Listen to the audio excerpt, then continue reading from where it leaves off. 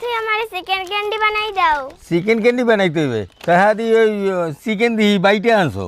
আম্মু বাটতে দেছে। ও তাহলে চিকেন ক্যান্ডি খাইবে আমারে পাইছে। চিকেনগুলো তো বাইটেই আছে, এখন চিকেনগুলো মশলা মাইকে নেব।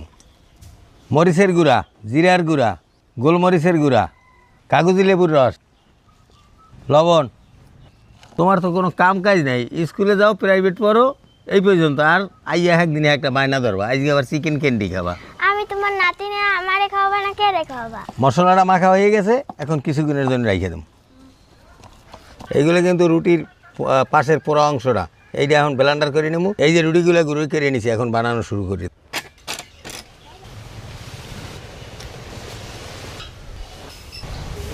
চিকেন ক্যান্ডি বানানো হয়েছে রুটির গুঁড়ি আর বেসন দিয়ে ভাইজে নেব। হ্যাঁ, দুজন।